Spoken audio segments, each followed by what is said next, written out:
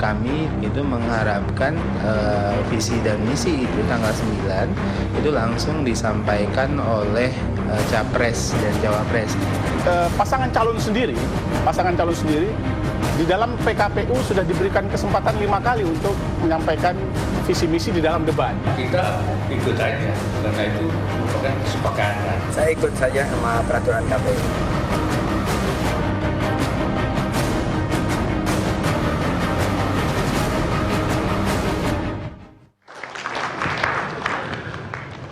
Pemirsa, ada yang menarik malam ini adalah fenomenanya Fachri Hamzah. Dia semakin sehat berpikirnya sejak tidak lagi ada di partai politik. Kalau saya bisa melepaskan diri dari jerat politik, maka saya akan bisa mengatakan yang benar, bukan yang populer, kata Arroyo Macapagal. Kita lanjutkan diskusi kita. Arya Sinulinga.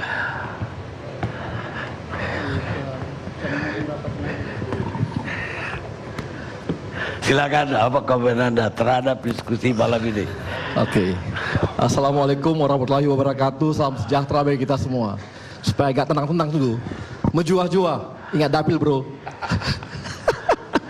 Gini bang, ini kan kita makin kelihatan bahwa ternyata banyak kebegoan. Seperti kata Bang Fahri tadi. Ternyata banyak kebegoan yang terjadi dan terbuka akhirnya. Bahwa teman-teman yang dari 01 menyampaikan, di kami ada rapat bang, kami ada, karena kebetulan saya juga direktur di sosmed, jadi saya kan mengetahui perkembangan semua dan tahu juga apa yang terjadi dengan proses-proses ketika ada rapat-rapat debat gitu. Jadi ketika Bang Arya Bima, Bang Luman Edi, ada Vicky dan lain-lain itu menyampaikan ke saya, ke kami mengenai proses-proses di sana. Oke, jadi udah disepakati seperti ini ya, udah oke. Kemudian juga visi misi katanya nggak jadi paslon. Saya bilang bagus-bagus, karena nanti takutnya paslon nomor 2 nakut-nakutin lagi. Kan biasa nakut-nakutin gitu loh. Jadi saya sendiri yang ngomong tuh, bercanda sih bercanda, tapi sambil ketawa kan wajar. Kemudian paslon yang nakut-nakuti atau kubunya paslon? Ya bisa gitulah semua. Nah, yang kemudian yang saya bingung adalah tiba-tiba di radar saya sebagai direktur sosmed, wajar dong ada radar kan, keluarlah Jokowi takut menyampaikan visi misi. Saya bingung nih, apa ini? Kok bisa? Kita buka timeline semua, yang ngomong ini semua pasukannya 02. Kok tahu? Ya namanya pengamat sosmed kan, direktur sosmed ya harus paham tuh. IP-nya kan keluar semua. Ini kan kita canggih juga alatnya. Jadi yang saya bingung adalah semuanya ngomong nih, menyerang semua. Saya sampai bingung. Rapat lagi kita, saya tanya sama Arya Bima, bro ini gimana nih? Lu bilang tertutup, ini kok 02 ini kayaknya pasukannya framing. Gua kan orang media bro, jadi tahu gua bagaimana tahapan-tahapan framing, tahu lah. Kerja kita dulu itu, ya nggak bos? Kan Bang Fadli kan kawan saya dulu. Waktu politik aja, partai-partai apa namanya, pilkada-pilkada ya, berapa kali berteman lah. Pilpres juga begitu, jadi tahulah framing-framing kan kita tahu. Jadi saling sharing lah. Jadi kita amati juga, ini ada framing ini. Di samping mendelegitimasi KPU juga menyudutkan kita. Seakan-akan Jokowi itu takut visi misi, menyampaikan visi misi. Padahal visi misi itu satu arah bro, nggak ada hebat-hebatnya, satu arah. Kalau gua pengennya debat habis-habisan. Namanya orang TV kan pengennya debat dong, supaya keren, supaya ketahuan kayak ILC kalau bisa kan gitu bang. Aku aja cemburu bang kayak ILC. Kalau saya aja saya pisahkan kalau debat. Udah cukup. Nah kemudian jadi dari proses tersebut saya tanya sama Bang Arya Bima, ini kok bisa keluar? Akhirnya beliau mengatakan sebenarnya ini adalah kesepakatan bersama bahwa ini tidak dikeluarkan, ada internalnya. Maaf saya mau ngomong teknis dulu, karena ini perlu, karena kemarin akhirnya saya marah, saya bilang sini Bahan-bahannya gua preskon deh, gua buka semua. Biar gua buka semua. Akhirnya saya buka. Saya katakan apa? Yang takut itu debat, bos. 02 takut debat. Sampai minta kisi-kisi. Jangan terlalu berat-berat. Jangan seperti kasus di Sumatera Utara, stunting. Nggak ngerti. Karena ini bahaya nih. Dan kita sepakat dengan teman-teman 02 yang mengatakan bahwa namanya presiden itu harus dihormati dan jangan ada kata-kata yang teknis yang membuat perdebatannya diremeh-temeh. Nah, saya katakan itu jelas dan tadi udah jelas dikatakan oleh kawan-kawan perdebatannya bahwa kawan-kawan yang berdebat dari masuk ke KPU perdebatannya itu di 01 mengatakan bahwa oke, ini sayang visi misi sayang kalau cuma dibuat kalau memang di satu di awal ya udah semua aja 6 segmen itu debat aja. Teman-teman di 02 nggak mau 6 debat nggak mau. Kalau saya pingin tantang hari ini kalau bisa 6 debat. Saya kira itu perlu dikoreksi. Itu tidak ada itu. Loh, enggak. Tidak ada. Tadi ada perdebatan. Bukan, Mas. ya, itu nah, tidak ada. Kita berdua nggak ikut meeting. Bukan, jadi kita ini santai aja. Kita tanya silakan. Itu enggak, tidak ada. Harus ini. dikoreksi. Saya selesai dulu. Jadi nih saya lihat ini di teman-teman di 02 nggak selesai bro rapatnya. Sampai tadi pun nggak selesai rapatnya. Sebenarnya saya usulkan kalau bisa 02 rapat lagi dulu. Setengah kamar. Kenapa? Karena Bang Priyo mengatakan masih menghargai independensi KPU. Tapi Fadli John dan kawan-kawan mengatakan meragukan KPU. Ini kan jadi bingung kita. Kompak-kompak aja. Tadi kan dari perdebatan jelas gitu. Nah, ini yang saya sayangkan gitu. Inilah kebegoan kita gitu. Ini kebegoan pertama nih. Bahwa ternyata ada hal-hal yang kalau bisa bongkar aja. Saya menantang nih. Saya menantang betul. Dibuka semua notulensinya. Siapa sebenarnya yang takut debat? Siapa yang sebenarnya takut visi misi? Visi misi kecil. Jokowi itu kan udah berkali-kali ikut visi misi. Debatnya juga berkali-kali. Jadi gampang lah bagi Jokowi gitu loh. Bagi saya. Sangat kecil itu loh bro. Berapa kali sih? Pilpres juga menang kemarin dia. Walaupun aku lu di sana juga. Tapi itu kenyataan gitu. Nah, itu kebegoan pertama. Kebegoan 2. Saya bingung sama Bang Fahri ini. Ini kan kawan saya. Deket lah gitu. Dia menyampaikan bahwa ini bangsa ini butuh, rakyat ini butuh pengetahuan dan tahu betul dengan capres-capresnya. Tapi undang-undangnya bro, yang buat Bang Fahri juga. Gua kecewa. Kenapa cuma 1 bulan, 21 hari bisa kampanye di media? Dibatas-batasi nih, nggak boleh visi misi. Hanya boleh di ruangan tertutup. Loh itu undang-undang. Tidak boleh ada kampanye, hanya kampanye media 21 hari. Itu ketua pansusnya yang sebelah Anda itu. Yang penting kalian DPR itulah pokoknya. Yang penting abang pimpinannya. Gini, abang pimpinannya. Saya rakyat biasa. Gini, saya kecewa. mau ngomong ini kebetulan dia belum jadi anggota DPR. Ini jadinya begini, dia nggak paham cara kerja legislatif. Gak ada Bung Arya. Enggak, jadi dia nggak boleh begitu cara berpikir. Itu salah cara berpikir itu. Bisa, Bang. 560 orang itu di anggota DPR itu dia punya frame dan porsi kerja masing-masing. PKS apakah menolak kampanye 21 hari di media? Menolak nggak? Menolak nggak? Apa yang dia bilang? Apa PKS waktu itu hanya boleh kampanye 21 hari di media. Ditolak nggak sama KPKS? Bukan, ini soal media kan Anda nggak perlu dalam pengertian media. Bukan bos. Penyelenggaraan. Artinya, ini ada waktu dikasih 7 bulan Anda nggak pakai, itu masalahnya. Selama 8 bulan, rakyat itu dikasih kesempatan masa kampanyenya kan panjang. Loh, bos, tapi ruang tertutup bos. Ya itu tertutup terbuka, tapi yang jelas itu kan pasti akan terbuka. Kalau bisa gitu terbuka sejak awal, apa masalahnya? Kami rakyat ingin tahu itu presiden, tapi Anda yang di DPR itu, termasuk Anda pimpinannya, ini cara berpikir yang salah terus ini, jadi Bung Arya ini gitu. Jadi gini, kita sudah di ujung ya, oke ya. Cara dia menganggap DPR bego. Enggak, ada tunggu dulu. Dia mau jelasin. Cara dia berpikir tentang DPR ini kebanyakan memang orang salah terus cara berpikir seperti ini. Dia menganggap DPR itu kalau bikin undang-undang sendirian. Padahal undang-undang itu hasil konsensus bersama. Kalau Anda menyerang partai-partai dan DPR, Anda menyerang teman-teman di samping Anda, termasuk Saudara Lukman Edi sebagai ketua pansusnya. Tapi yang pasti. Nah itu satu dulu, itu fatal. Tadi kan ya. enggak, tadi saya hanya bingung. Anda keluar-keluar seakan-akan pingin rakyat bisa mengetahui semua, padahal Anda ada di dalam. Bagusnya Anda diam aja. Sebagai pimpinan DPR. Ini lebih kacau lagi cara berpikirnya anggota DPR disuruh diam oleh dia. Bukan, karena di ILC Anda ngomong, di Dewan Anda nggak ngomong. Dulu, ya jadi dia gini menganggap loh, bos. Gini bos, kalau kita gini loh, jelas-jelas ya. Tadi Anda mengatakan rakyat itu butuh tahu tentang presidennya. Iya betul. Betul. Tapi kenapa Anda diam waktu di DPR membawa undang-undang itu?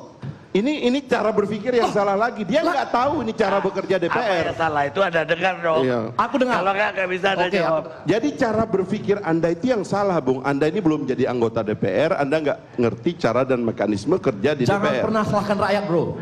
Loh. Anda sekarang katanya mau jadi pemimpin, ya kan? Anda mau membela diri dengan teori gimmick media gitu nggak bisa juga. Anda mau jadi anggota DPR, nanti Anda baru tahu bahwa apa yang Anda katakan malam ini salah, gitu loh. Tapi begini, saya mau kasih tahu Anda ya cara berpikirnya gitu. Ya gini, saya tadi mengatakan dalam batas saya, sekarang pakai undang-undang aja sebagai batasnya.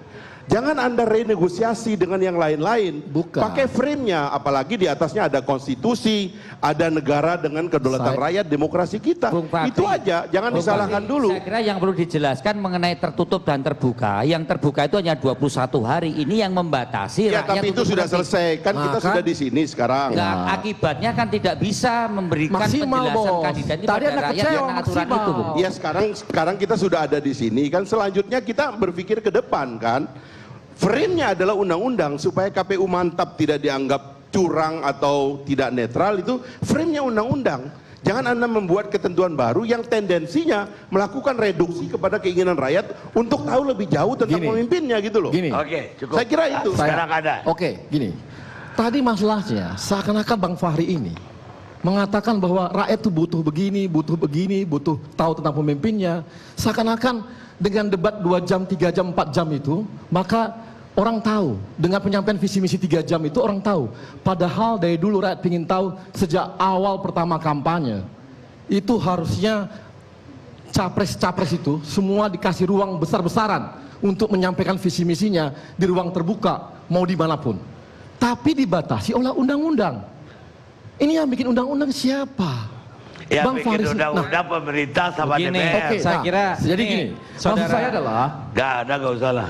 Iya. Biar dia aja. saya ada hak jawab tadi. Kenapa? Tapi nanti. belum selesai mengenai nih. Anda aja. Maksud saya adalah kita dudukkan proporsional. Marilah kita mengkritik di ruang-ruang yang Anda buat sendiri. Jangan Anda mengkritik di luar ruang yang Anda buat. Itu lucu. Kami kan jadi kecewa. Jadi marilah kita proporsionalkan. Jadi tadi jelas. Pertama, mengenai debat. Jelas. Saya malah nantang. Kalau bisa, yang kedua nanti debatnya 6 segmen aja. Jangan lagi 4 segmen, full. Biar rakyat bisa mengetahui pendalaman materi visi misi.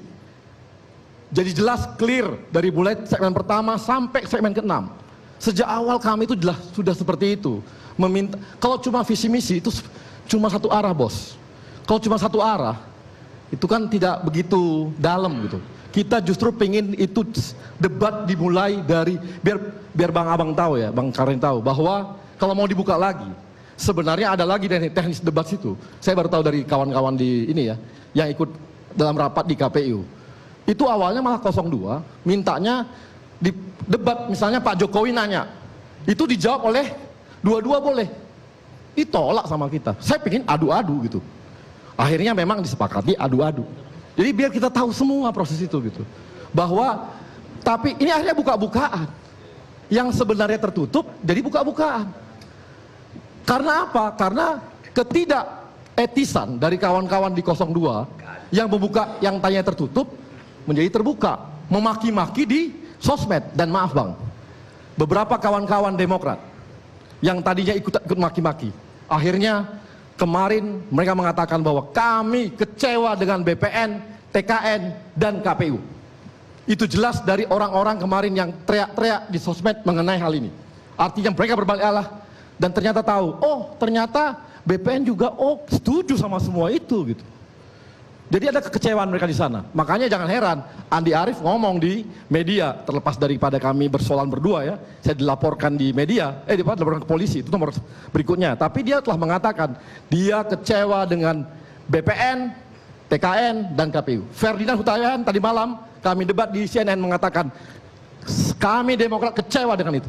Jadi itu Bang persoalannya. Jadi marilah kita dudukkan persoalan dengan baik sehingga dengan ini terbuka kepada publik.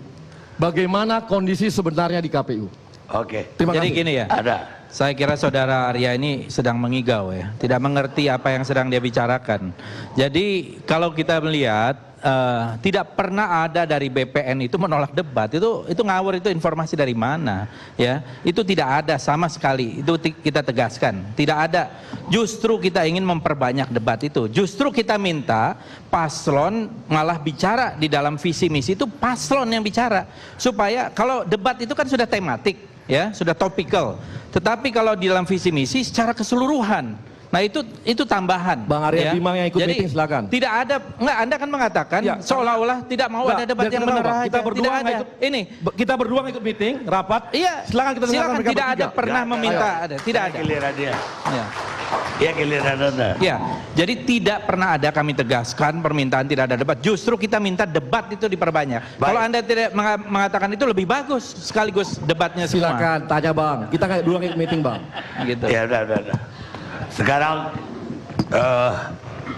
Aryazar, dari sisi HAM-nya itu kira-kira apa yang mau dipersoalkan? Baik, selamat malam Bang Karni dan juga pemirsa. Sekarang begini, pertama saya mau bilang 2 jam terakhir, 3 jam terakhir Bung Wahyunya duduk manis tuh, kedinginan di situ kan.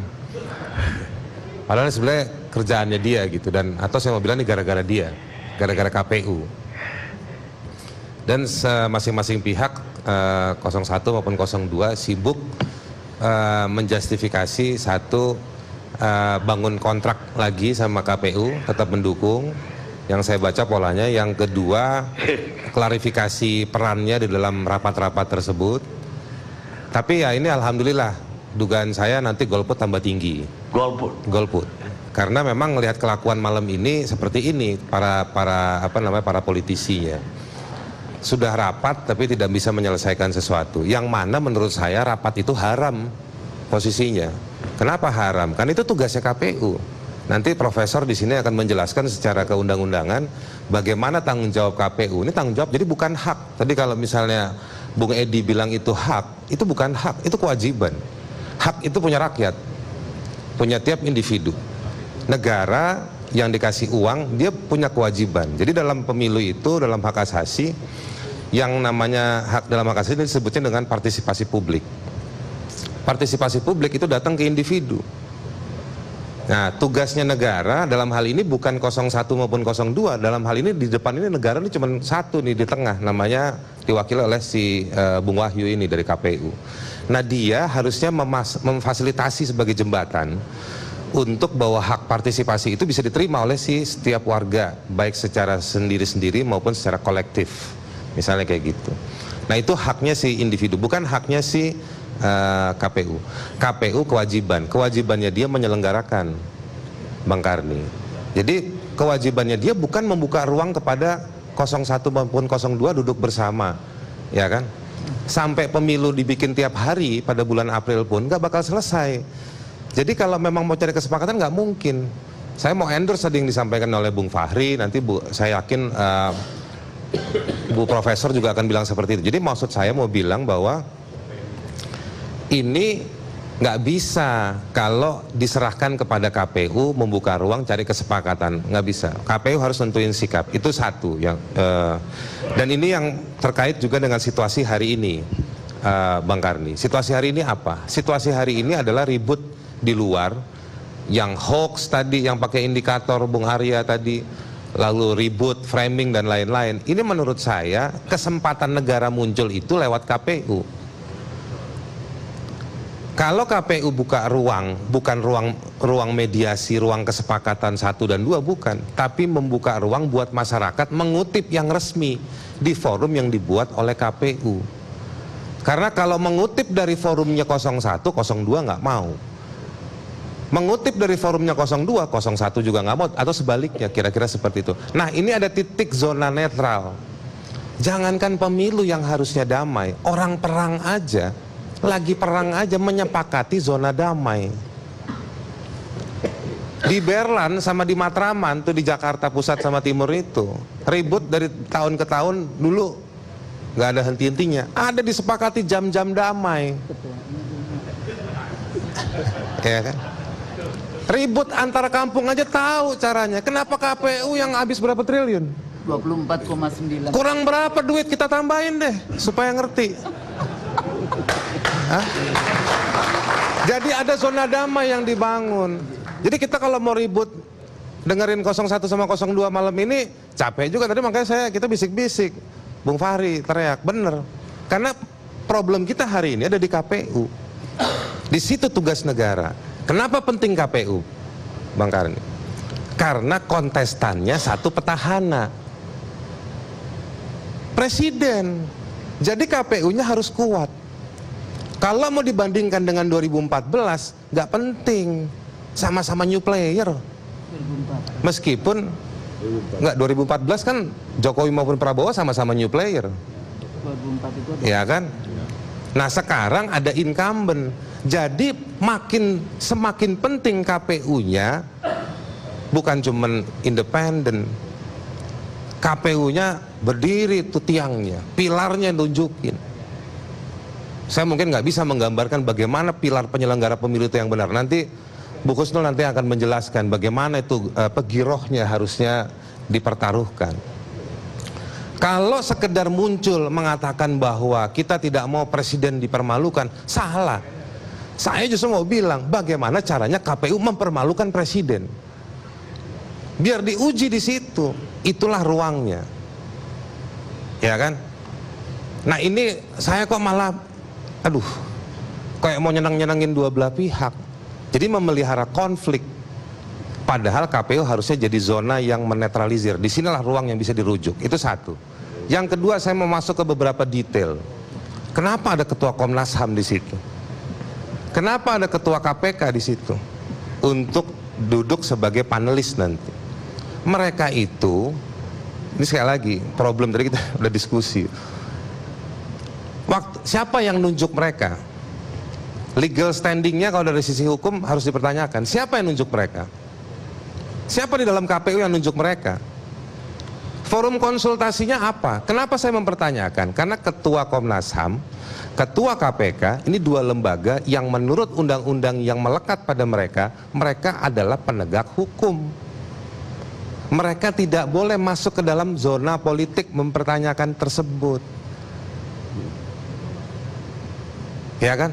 Ya kalau gitu pertanyaannya bukan siapa yang nunjuk, kenapa mereka mau? Itu juga problem. Kita bisa bikin diskusi nanti minggu depan di sini lagi. Tapi di situ kita perlu pertanyakan rujukannya apa? Apakah ada peraturan internal KPU yang menjelaskan? Kan ada asbabul wurudnya tuh, orang bikin peraturan, kenapa mereka penting? Apa? Apakah akan diadili di sana?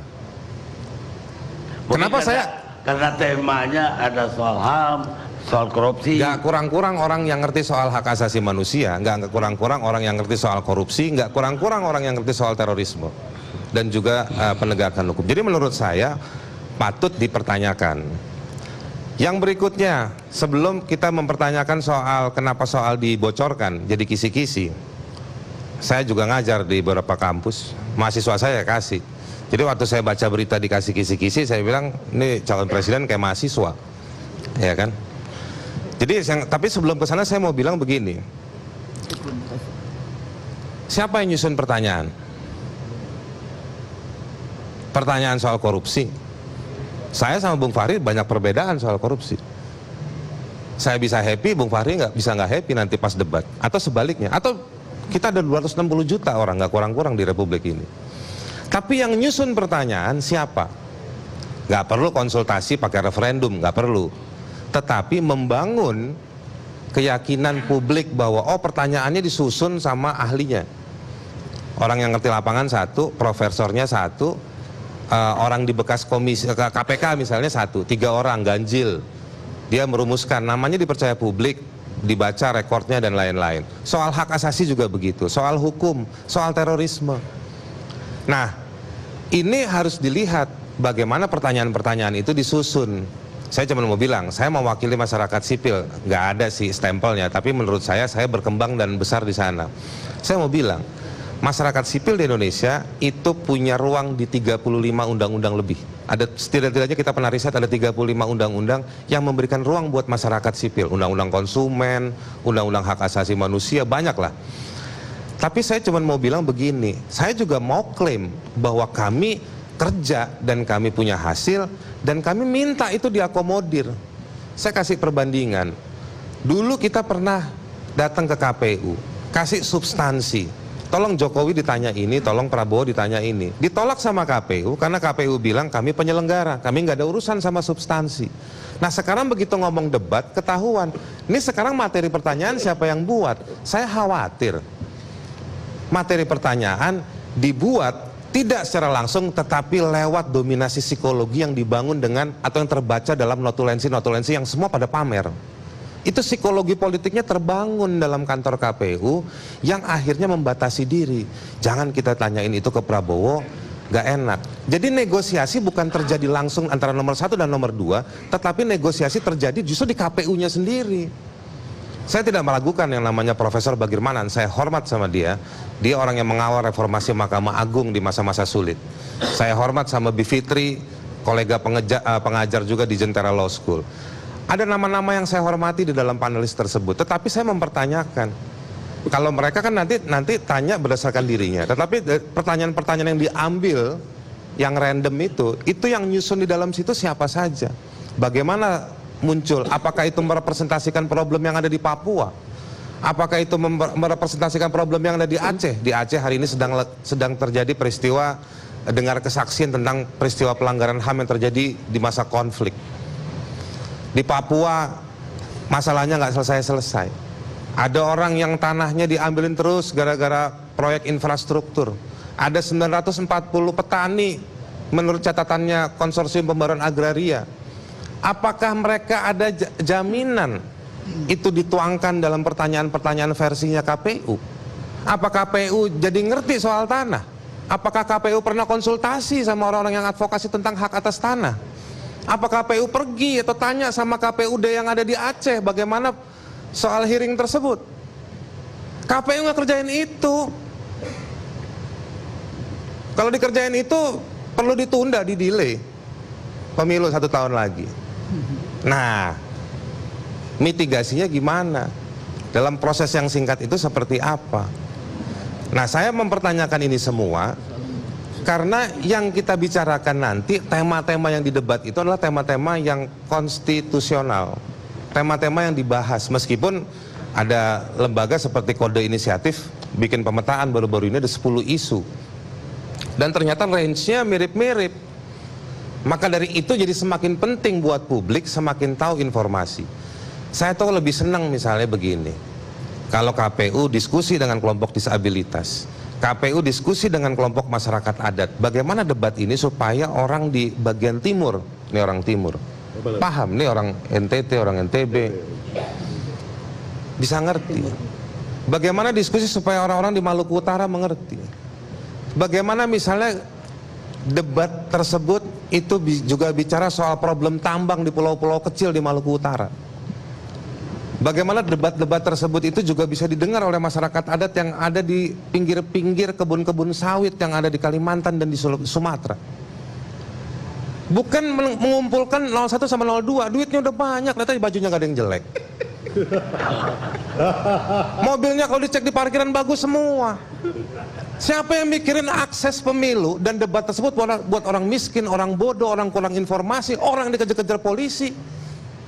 Nggak ada yang mikirin itu. KPU berapa alokasinya dari 20 triliun lebih itu untuk mikirin supaya pertanyaan atau jawabannya Jokowi ke Prabowo atau jawabannya pertanyaannya Prabowo ke Jokowi bisa dimengerti sama orang yang memang dalam tingkat rata-rata digambarkan dia miskin, dia kurang informasi, dia nggak mengerti, dia nggak bisa bahasa Indonesia, orang-orangnya dikorban. Nah itu lebih enak. Ini kita dari tadi disuguhkan debat soal notulensi. Saya yakin 50% orang Indonesia nggak ngerti apa itu notulensi. Iya kan? Jadi usul saya paling konkret, minta Bawaslu atau DKPP, begitu Bu, evaluasi, stop ini proses debat ini, stop. Tinggal berapa hari lagi? Oh ya, itu berarti cuma mikirin 0102, 03, 04, 05, semua 00 mikrolet sama KWK itu masih ngantri muter-muter. Ya kan? Kita harus mikirkan dong. Kok egois mikirin soal tadi, mohon maaf, Pak Bima Arya mikirin 2024 nih kita nanti, loh kayak enak aja. Emang saya nggak boleh jadi presiden? Saya mau Rocky Gerung jadi presiden. Lawannya saya. Lawannya Ada yang Prof milih Usul nggak? gitu. Gara-gara diskusi malam ini, saya yakin golput tinggi. Karena 0102 sibuk mikirin dirinya, KPU-nya duduk kedinginan di tengah-tengah situ, ya kan? Dan nggak ada yang mikirin masyarakat. Supaya tidak tambah tinggi, ada cukup sekian. Oke. Sekarang Gus Nur Maria. Bismillahirrahmanirrahim. Assalamualaikum warahmatullahi wabarakatuh. Bung Karni memang dari tadi mendengarkan lama-lama memang capek. Ini kalau di kelas saya memang ya sudah berhenti. Jadi mungkin tidak harus banyak dari masing-masing, mungkin 2 sudah cukup. Tapi begini, debat capres berapa menit nih? Saya juga nggak mau panjang-panjang karena sudah ngantuk juga. Dari tadi pertanyaan saya dari pembicaraan tadi, negara ini sebetulnya milik siapa? Cuma milik capres yang beberapa waktu lalu saya katakan KPU ini melayani siapa? Melayani peserta pemilunya saja atau melayani 192 jutaan pemilih di Indonesia, dan pemilihnya lebih banyak perempuan. Masuk nggak di tema debatnya perempuan dan anak-anak? Nah, jadi ini jadi masalah. Kayaknya cuma 1 orang kan perempuannya yang jadi panelisnya, cuma 1, Bivitri aja, lainnya enggak. Lainnya punya enggak kira-kira perspektif gendernya dalam konteks itu? Nah, ada 2 hal, netralitas KPU. Kalau kita bicara netralitas KPU, kembali lagi kepada konstitusi. Ya, ini Mas Edi kan yang bikin, saya dulu waktu diundang Mas Edi untuk proses masukan untuk pansus undang-undang penyelenggaraan pemilu, saya katakan ini undang-undang pasalnya 574 pasal. Siapa yang membaca? 574. Dari tadi nggak ada yang menyebut pasal mana yang menyebutkan materi, pasal mana yang menyebutkan debat. Coba dicek 274, 275, 277. Ada, KPU sendiri tidak menyebutkan. Terus pakai referensi apa? KPU itu adalah penyelenggara pemilu, adalah Komisi Pemilihan Umum yang bersifat nasional, tetap dan mandiri. Itu konstitusi pasal 22E ayat 5. Ada, jadi bukan sunnah. Sepertinya wajib deh di situ. Materinya apa? Visi misi. Pasal dalam 277, debat. Bu. Iya, 277, 274, 275. Wajib ain. Wajib ain itu bukan wajib, bukan sunnah.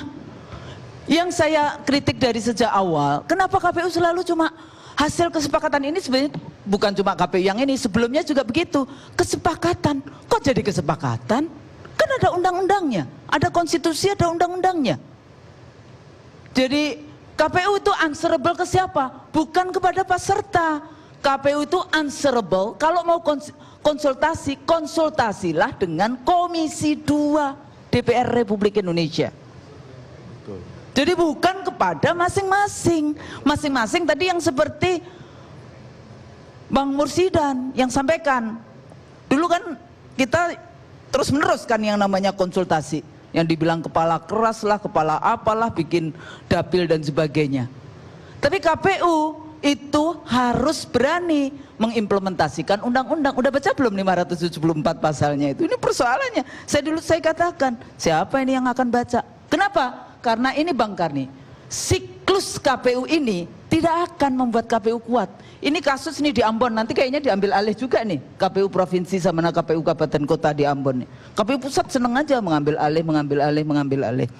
Nah, KPU sebagai auxiliary institution yang tadi ya, ini lebih luas dibandingkan trias politika. Dia itu merupakan jelmaan sebetulnya yang dulu dilakukan oleh MPR memilih presiden. Saya juga orang yang nggak terlalu setuju dengan presiden dan semuanya jadiin satu. Kenapa? Pileg menjadi nggak penting. Apalagi DPRD kabupaten kota, DPRD provinsi menjadi lebih tidak penting lagi. Kenapa kemudian dipilih juga? Mungkin diangkat aja. Ya, kita pindah dari res publica menjadi monarki. Nah, sekarang bicara tentang debat. Di mana sebetulnya posisi debat? Posisi debat itu bagian dari metode kampanye. Cuma persoalannya dari tatap muka, terbuka, terbatas, alat peraga, baliho, contohnya iklan. Debat ini persoalannya adalah mematikan. Masih banyak sekali bukan true believers, ya, bukan pemilih loyal, tapi pemilih yang belum mengambil keputusan. Dia akan belajar dari apa yang debat, dan biasanya itu educated, dari masyarakat yang terdidik untuk ke sana. Jadi mematikan itu untuk apa? Ini persoalannya adalah tarung derajat. Ya. Derajat apa? Derajat kemampuan akademiknya, kemampuan sosialnya, kemampuan praktisnya. Melalui apa? Melalui debat itu tadi. Nah, kemudian bagaimana juga dengan, kalau kita bicara bagaimana dengan communication skill? Kalau mau jadi politisi, itu wajib ain memiliki communication skill itu. Jadi harus belajar, seperti Obama menulis a speech like Obama, kayak gitu kan. Bahkan pidato 3 menit pun harus bisa menyampaikan narasi persoalan bangsa. Nah, ini menjadi persoalan kita karena apa? Lah kalau nggak ada tarung derajat, terus untuk apa tadi? Oh iya menarik, ini urusannya bukan menarik. Urusannya rakyat ingin melihat siapa yang mampu dipilih di kotak suara, fid dunya hasanah wa fil akhirati hasanah itu tadi. Wa qina adzabannar, kayak gitu ya, tambahin lagi. Ini persoalan janji kita nanti dan dihitung di sana. Jadi kenetralan KPU ini semakin dipertanyakan. Belum lagi misalnya kasus yang tadi, kasus apa namanya, selain yang tadi sudah disebutkan. Sebetulnya itu bukan tugasnya KPU itu. Untuk menelusuri kasus 7 kontainer itu tugasnya Bawaslu. Dan DKPP Bung Fahri karena tidak memiliki kewenangan untuk memecat langsung. Jadi harus ada laporan dulu. Dan biasanya DKPP hanya berani memecat KPU provinsi atau KPU kabupaten kota, tidak berani memecat KPU pusat. Persoalannya itu. Dipecat dia diganti, nggak apa-apa, kan banyak, masih ada cadangan. Jadi nggak perlu juga, dicek juga ini KPU-nya di dalam konteks ini. Tapi saya bukan mengusulkan untuk pecat-memecat. Jadi terakhir saya ingin sampaikan betapa pentingnya sebetulnya perdebatan ini. Ya, jadi dengan berbagai persoalan itu, ini menjadi ya kita mau cari apa? Kan antara kata dan laku. Jadi antara apakah kita akan memilih nantinya orang ini berjanji-janji, amanah atau khianah. Itu di situ sebetulnya letaknya untuk mengukur bagaimana pemimpin itu ini. Ini pemimpin negara terbesar demokrasi nomor 3 di dunia. Nomor 3 atau nomor 2? Nomor 3 terbesar di dunia. The most populous Muslim country in the world. Negara Muslim terbesar di dunia. Masa untuk debat aja jadi presiden nggak berani? Dan KPU-nya jangan kemudian atas kesepakatan, tapi bagaimana undang-undang memerintahkan KPU untuk melakukan itu, ya. Coba dibaca lagi 274, 277, 275. Jangan membuat oh itu sunnah, di situ namanya wajib kok. Diwajibkan, KPU diwajibkan untuk ini. Lah materinya nanti itu kan visi misi, ya. Ya, jadi di situ nanti coba dicek di dalam konteks itu. Jadi kita memang harus kembali lagi mengingatkan KPU. Jadi Pak Edi jangan kemudian nanti rakyat di era demokrasi terus kemudian kita dibilang naif, dibilang mendelegitimasi KPU. Loh, ini uangnya rakyat 24,9 triliun sekali pemilu sekarang. Zaman saya dulu 3 kali. Ya, ada Pilpres 1, Pilpres 2, Pileg. Jadi 3 kali 7,2 triliun biayanya. Ya. Nah, jadi kalau demikian bagaimana? Ya kembali lagi KPU menurut saya malam ini kembalikan lagi sesuai dengan undang-undang, bikin debat visi misi capres yang akan datang. Jadi nggak usah ini. Itu adalah putusan, Anda harus implementasikan karena itu undang-undang. Undang-undang yang bikin adalah DPR dan Presiden. Nggak usah geleng-geleng kepala. Ini masukan dari rakyat, ya. Jadi yang Anda lakukan itu Anda cuma melayani peserta pemilu, setelah bukan ini melayani Pak, rakyat Indonesia. Ibu Husnul. Dan saya kasih tahu Pak Karni, zamannya saya dulu yang namanya kampanye hanya 3 minggu. Jadi nggak usah manja. Oh iya kita kan cuma sekarang, enggak. Zaman kita dulu 3 minggu. Kenapa? Supaya peserta pemilu ini tidak habis duitnya. Di Australia itu 36 hari semua selesai. Dari mulai hari pertama sampai terakhir itu cuma 36 hari. Jadi nggak usah terlalu worry dengan itu. Anda harus berdiri karena tugas Anda adalah tugas konstitusional negara Republik Indonesia. Demikian, mudah-mudahan berguna. Assalamualaikum warahmatullahi wabarakatuh. Silakan.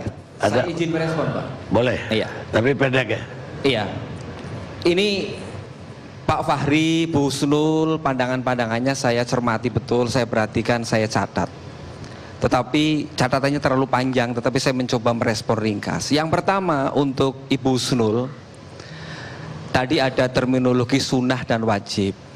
Ibu perlu diketahui bahwa kami berdasarkan Undang-Undang 7 tahun 2017 tentang pemilihan umum akan melaksanakan debat sebanyak 5 kali sesuai dengan undang-undang. Dalam debat itu terbagi beberapa sesi.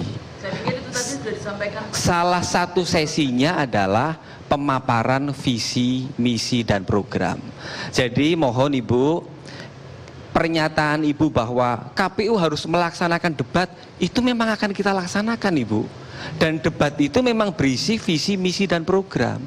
Yang saya maksudkan sunnah adalah yang tanggal 9 Januari 2019. Karena kenapa saya mengatakan itu terminologi sunnah? Karena di undang-undang tidak ada Pak Fahri. Di undang-undang itu adanya, betul ada beberapa metode kampanye, salah satunya debat capres-cawapres yang di dalamnya memuat pemaparan visi misi program. Jadi dalam debat itu sudah ada pemaparan visi misi programnya.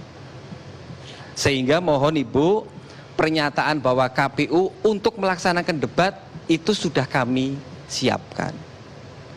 Yang kedua, terkait dengan KPU tidak pada tempatnya, kemudian datang ke Bea Cukai, merespon isu hoak 7 kontainer itu. Ibu mohon maaf, KPU tugas utamanya 2 Ibu. Yang pertama, melayani rakyat menggunakan hak politiknya. Yang kedua, melayani peserta pemilu secara adil dan setara. KPU juga punya kewajiban melayani rakyat untuk mendapatkan informasi yang benar tentang pemilu. Itulah kenapa KPU menyatakan perang terhadap hoak pemilu. Kenapa? Itu menjadi kewajiban KPU untuk melayani rakyat mendapatkan informasi yang benar tentang pemilu. Yang kedua, terkait dengan kesepakatan, kami nyatakan KPU tidak pernah tunduk dengan TKN 01 atau BPN nomor 2. Kami tidak pernah tunduk. Kami tunduk kepada undang-undang, kami tunduk kepada BKPU. Ini rakyat mendengar. Ibu masih ingat, KPU sendirian membuat norma dalam peraturan KPU melarang mantan napi korupsi, mantan pelaku kejahatan seksual terhadap anak, mantan bandar narkoba. Berbeda ya. Ya. Kami sendirian. Dia masih 2 pembicara lagi. Iya. Ini artinya apa? Artinya tadi disampaikan berkali-kali bagaimana KPU melayani rakyat. Jadi mohon Ibu, kalau kemudian diperbandingkan dengan 2004, insya Allah Ibu, insya Allah anggaran 24,9 triliun akan kami gunakan dengan sebaik-baiknya. Kami pertanggungjawabkan kepada Tuhan Maha Esa, rakyat Indonesia. Baik. Dan kami akan berupaya agar kasus korupsi di tahun 2004 tidak terulang lagi di tahun 2019. Terima kasih. Baik. Assalamualaikum warahmatullahi wabarakatuh.